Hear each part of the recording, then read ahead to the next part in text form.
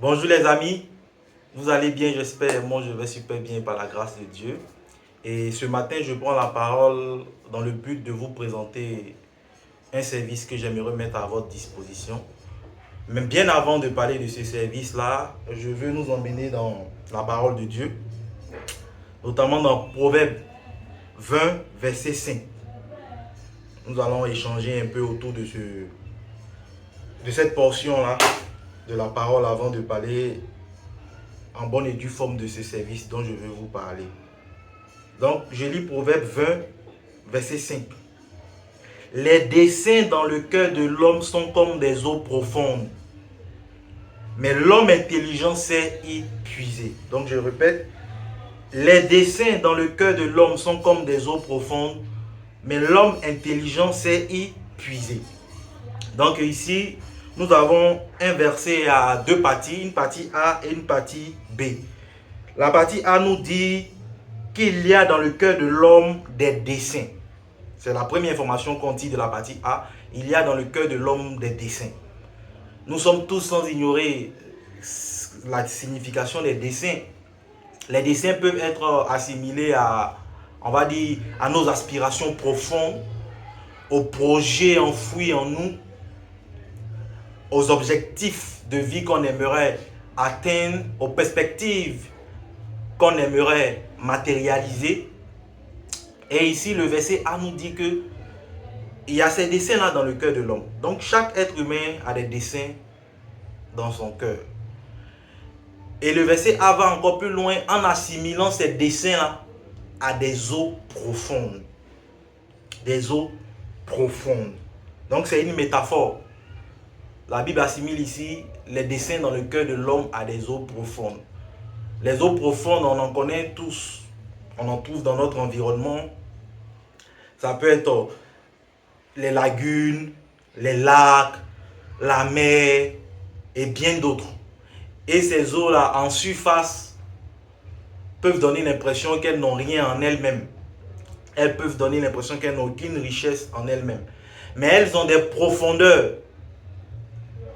Elles ont des profondeurs. Et c'est dans leur profondeur-là qu'on peut rentrer en contact avec la richesse que ces eaux-là ont. Que ces eaux-là ont. Et la Bible assimile les desseins dans le cœur de l'homme là à des eaux profondes. À des eaux profondes. De la même manière qu'on utilise des technologies modernes pour pouvoir faire la pêche ou bien pour pouvoir extraire les richesses qui sont dans les eaux que nous connaissons, que nous avons déjà citées. De cette même façon-là, la partie B de ce verset nous dit que mais l'homme intelligent sait y puiser. Ça veut dire quoi? Les desseins qui sont dans le cœur de l'homme là, il faut avoir de l'intelligence pour savoir y puiser.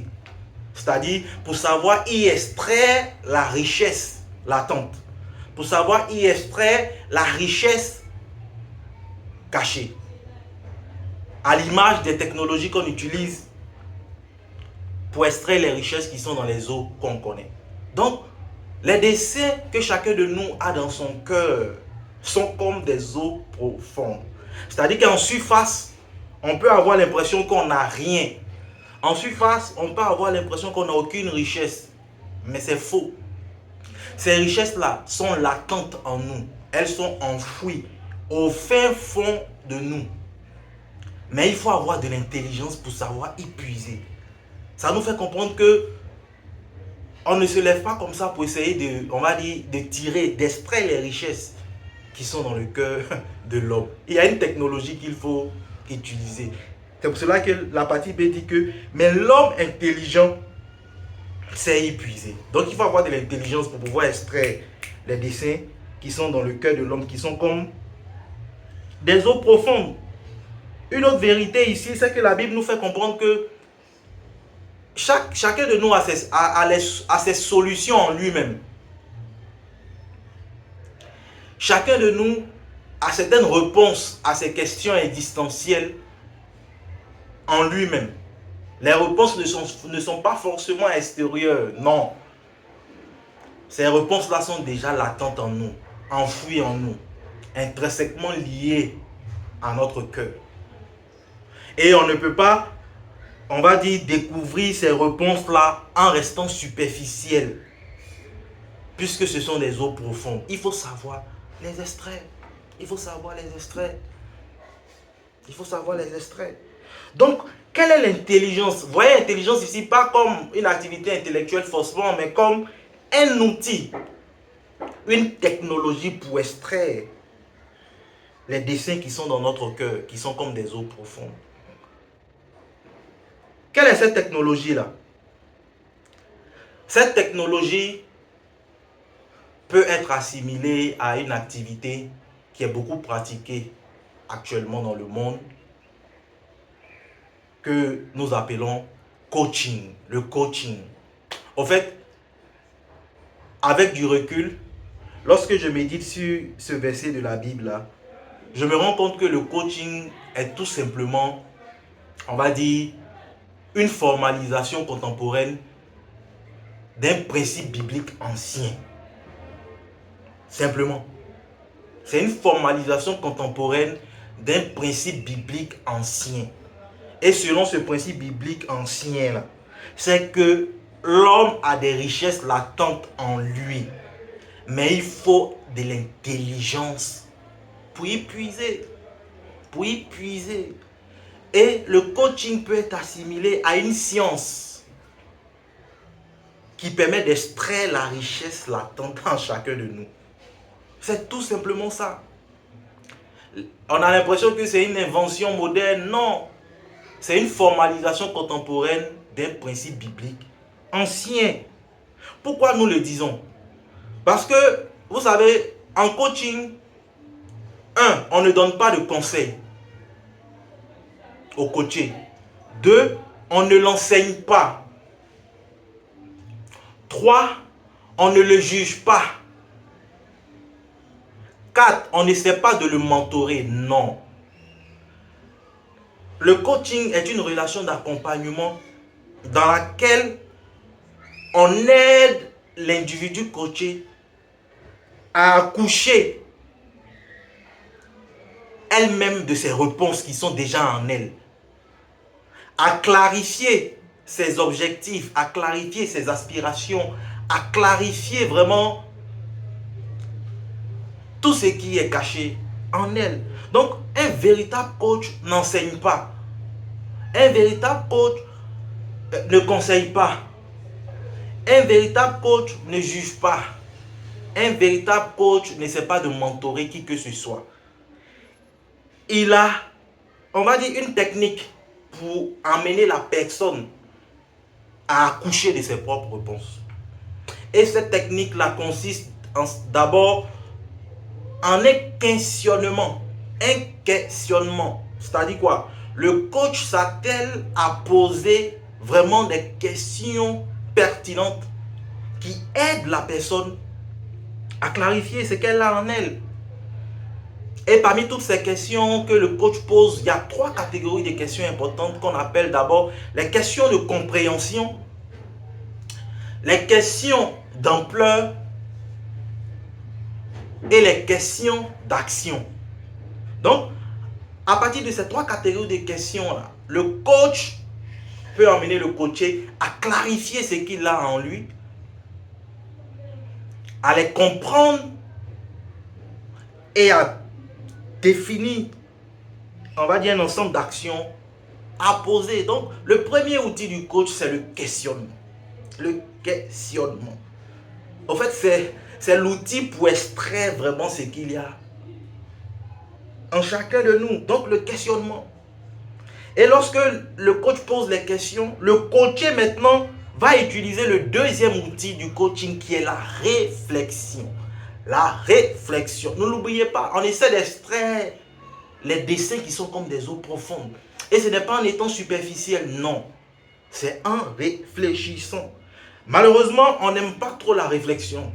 On veut les choses immédiatement, d'un coup, alors que il faut la réflexion. Il faut la réflexion.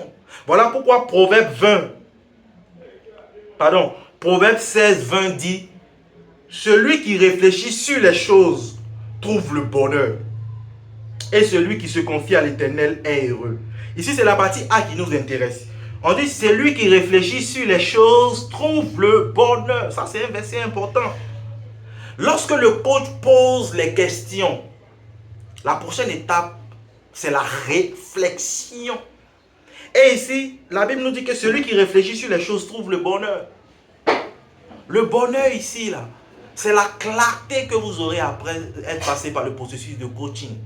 Ce sont les décisions d'action que vous allez prendre, que vous allez appliquer, qui vont transformer votre vie et qui vont vous permettre d'atteindre vos objectifs. Donc, je vais dire que la méthode moderne de coaching, là, ce n'est qu'une formalisation contemporaine d'un principe biblique ancien. Ce n'est pas une invention. Ce n'est pas une invention.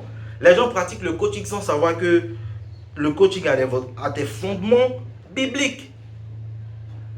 C'est l'outil, c'est la technologie pour extraire la richesse latente à chacun de nous. Et j'aimerais déjà faire une précision ici. C'est vrai que j'ai parlé du coaching et du coaché, relation d'accompagnement de quelqu'un pour l'aider à accoucher de ses propres réponses. Mais sachez que vous n'avez pas forcément besoin d'un coach. Ça, c'est une précision que je dois faire. Vous n'avez pas forcément besoin d'un coach. Vous pouvez vous-même être votre propre coach, pourvu que vous utilisez la méthode que j'ai présentée brièvement. Le questionnement avec les 3 types de questions à se poser et la réflexion. La réflexion pour en tirer vraiment les réponses qui vont nous aider à transformer notre vie et atteindre le bonheur. Donc vous n'avez pas forcément besoin d'un coach, non. Vous pouvez vous auto-coacher si ce mot existe. Vous pouvez vous auto-coacher.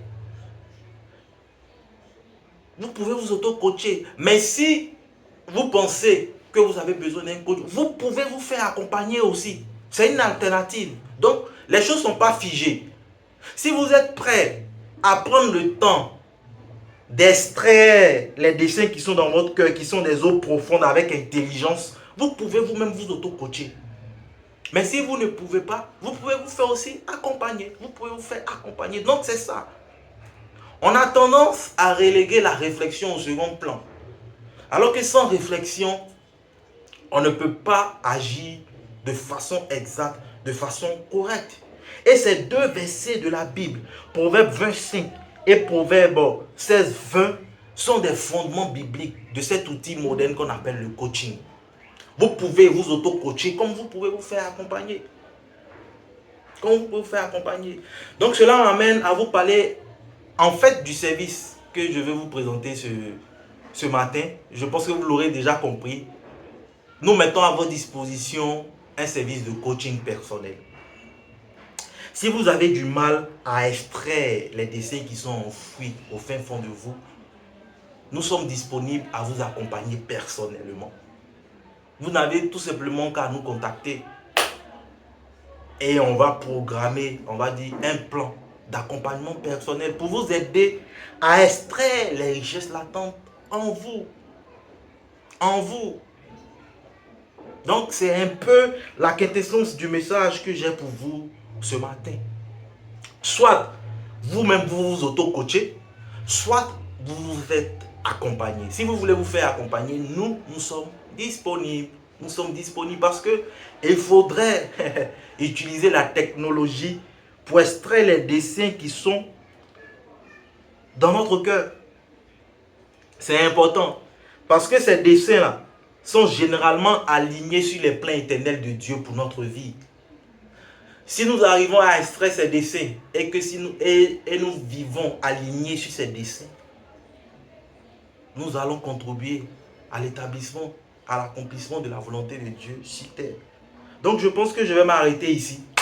Nous avons un service de coaching que nous mettons à votre disposition. Si vous êtes intéressé, vous nous contactez. Mais si vous n'avez pas besoin de vous faire coacher, utilisez cette méthode-là pour vous auto-coacher et pour accoucher de vos réponses. Pour accoucher de vos réponses, on n'invente rien. Tout est déjà en vous. À vous de savoir vraiment extraire la richesse qui est en vous. De la même façon qu'on a des outils et des technologies pour extraire l'or, vous devez savoir qu'il y a des outils et il y a de la technologie pour extraire aussi l'or du cœur de l'homme. Et sachez que il y a plus d'or à extraire du cœur de l'homme que d'or à extraire de notre sous-sol. Et c'est ici que je vais m'arrêter. Merci de nous avoir écoutés et je vous souhaite une bonne journée. Que Dieu vous bénisse et à la prochaine.